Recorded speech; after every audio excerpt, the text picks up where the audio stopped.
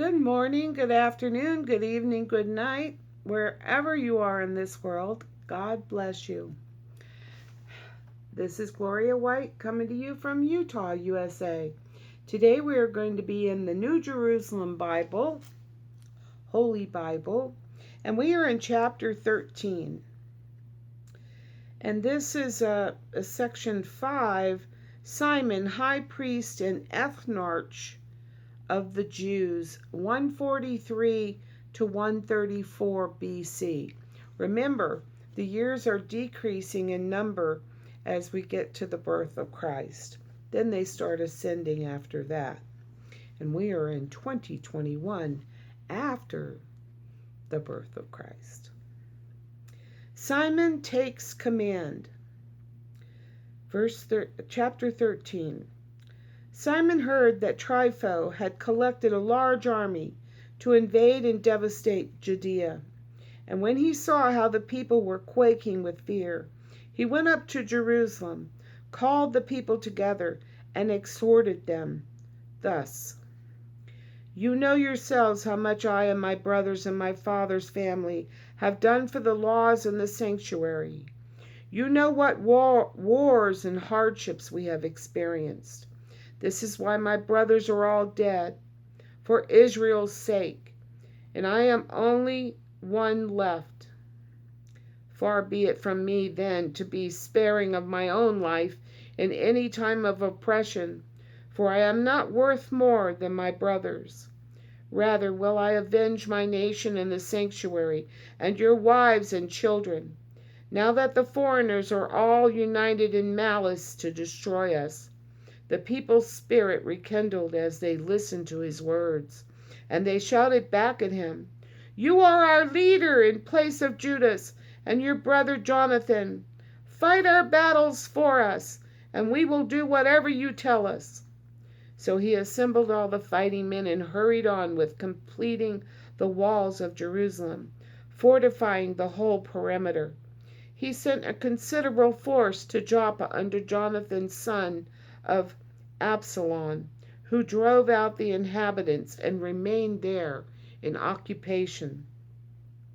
Simon repels Trypho from Judea, Simon repels Trypho from Judea. Trypho now left Ptolemais with a large army to invade Judea, taking Jonathan with him under guard. Oh, I thought they said they killed him. Taking Jonathan with him under his guard, Simon pitched camp in Adida, facing the plain. When Trypho learned that Simon had taken the place of his brother Jonathan, and that he intended to join battle with him, he sent envoys to him with this message: "Your brother Jonathan was in debt to the royal exchequer for the offices he held. That is why we are detaining him. If you send 100 talents of silver and 2 of his sons as hostages, to make sure that on his release he does not revolt against us, we shall release him." Although Simon was aware that the message was a ruse, he sent for the money and the boys for fear of incurring great hostility from the people, who would have said that Jonathan had died because Simon would not send Trypho the money and the children. He therefore sent both the boys and the 100 talents, but Trypho broke his word and did not release Jonathan. Next, Trypho set about the invasion and devastation of the country.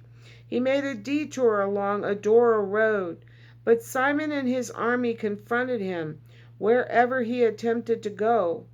The men in the citadel kept sending messengers to Trypho, urging him to get through to them by way of the desert and send them supplies. Trypho organized his entire cavalry to go, but that night it snowed so heavily he could not get through for the snow. So he left there and moved off into Gilead. As he approached Bascama, He killed Jonathan, who was buried there. Trypho turned back and regained his own country. Jonathan buried in a mausoleum built by Simon in Modin. Simon sent and recovered the bones of his brother Jonathan and buried them in Modin, in the town of his ancestors. All Israel kept solemn mourning for him and long bewailed him. Over the tomb of his father and brothers, Simon raised a monument high enough to catch the eye.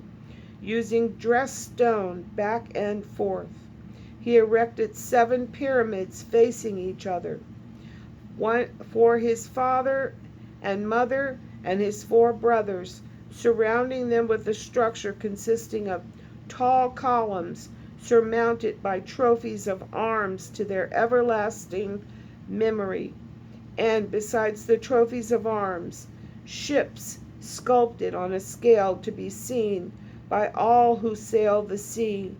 Such was the monument he constructed at Modin, and it is still there today. When this book was written. The favors of Demetrius II to Simon. Now Trypho, betraying the trust of young King Antioch, put him to death. He usurped his throne, assuming the crown of Asia, and brought great havoc on the country. Simon built up the fortresses of Judea, surrounding them with high towers, great walls, and gates with bolts, and stocked these fortresses with food. He also sent a delegation to King Demetrius to get him to grant the province a remission, since all Trypho did was to despoil.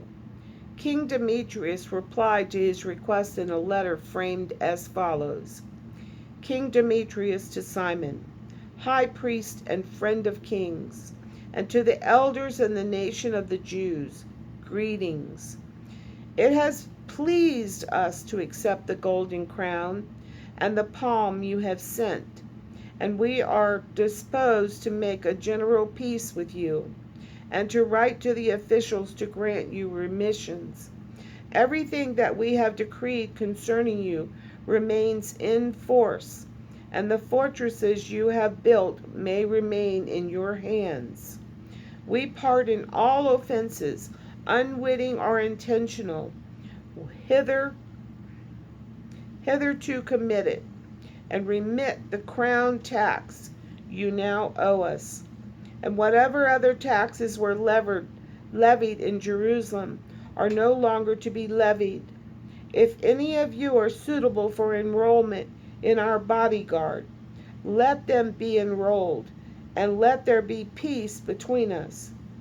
The Gentile yoke was thus lifted from Israel in the year 170, when our people began engrossing their documents and contracts. In the first year of Simon, eminent high priest, commander-in-chief, and ethnarch of the Jews. The capture of Gezer by Simon. About that time, Simon laid siege to Gezer, surrounding it with his troops. He constructed a mobile tower, brought it to the city, opened a breach in one of the bastions, and took it. The men in the mobile tower sprang out into the city, where great confusion ensued. The citizens, accompanied by their wives and children, mounted the ramparts with their garments torn and loudly implored Simon to make peace with them. "Treat us," they said, "not as our wickedness deserves, but as your mercy prompts you." Simon came to terms with them and stopped the fighting, but he expelled them from the city, purified the houses which contained idols, and then made his entry with songs of praise. He banished all impurity from it, settled in it people who observed the law, and having fortified it, built a residence there for himself.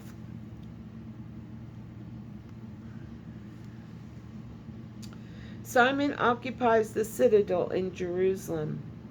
The occupants of the citadel in Jerusalem, prevented as they were from coming out and going into the countryside to buy and sell, were in desperate need of food, and numbers of them were being carried off by starvation. They begged Simon to make peace with them, and he granted this, when he expelled them and purified the citadel from its pollutions.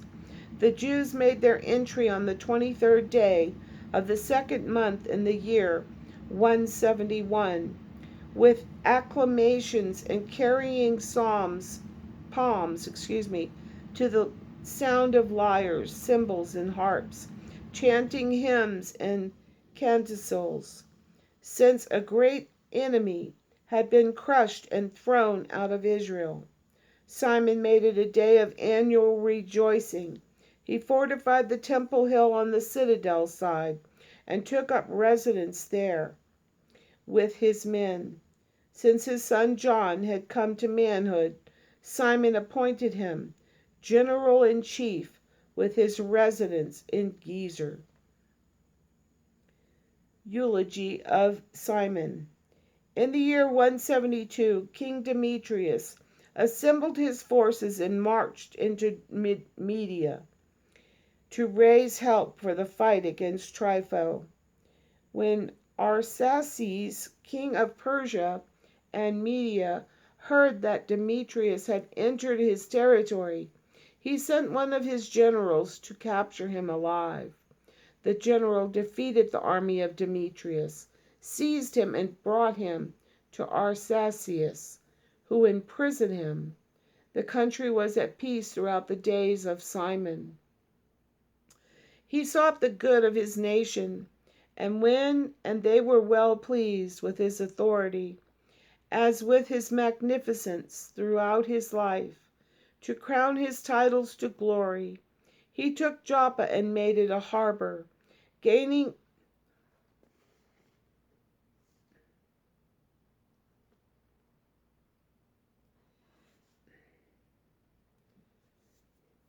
I had some kind of little bug crawling on my book, and I didn't want to smash it on my book, so I was waiting for it to crawl over the edge.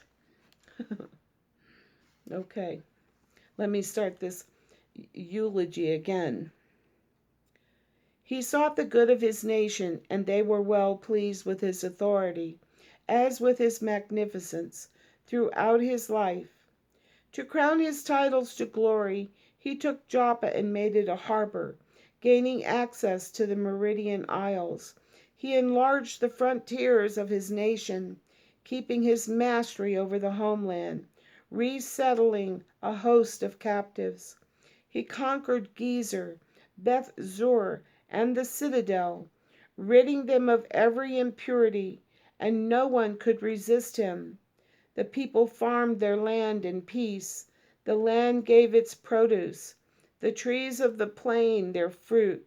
The elders sat at ease in the squares. All their talk was of their prosperity.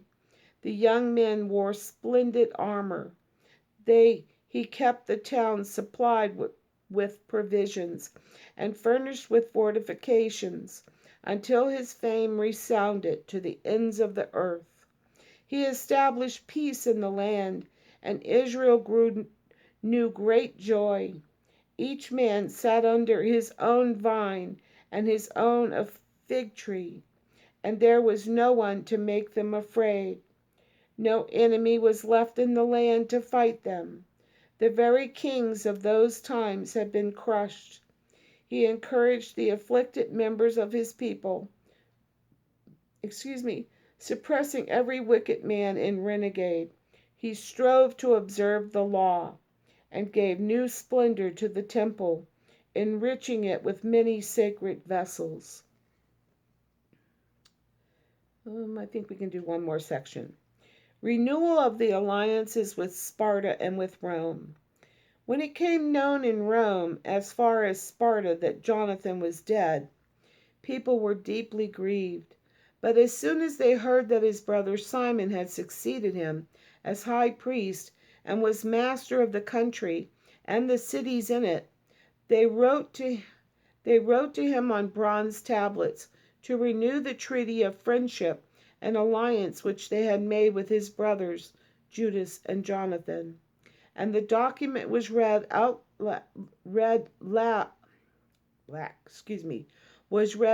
before the assembly in Jerusalem. This is the copy of the letter sent by the Spartans. The rulers in the city of Sparta, to Simon the high priest, and to the elders and priests, and the rest of the people of the Jews, greetings. The ambassadors whom you sent to our people have informed us of your glory and prosperity, and we are delighted with their visit. We have recorded their declarations in the minutes of our public assemblies as follows.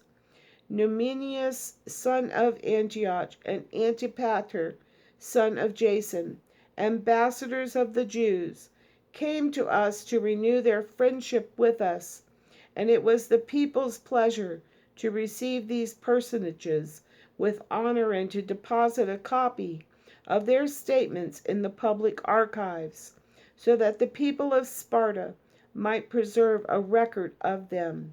A copy was also made for Simon the high priest. After this, Simon sent Numenius to Rome as the bearer of a large golden shield weighing 1,000 mina, to confirm the alliance with them. Okay, so that takes us all the way up through chapter 14 and verse 24. So tomorrow we'll be in 14:25. And as always, I love you.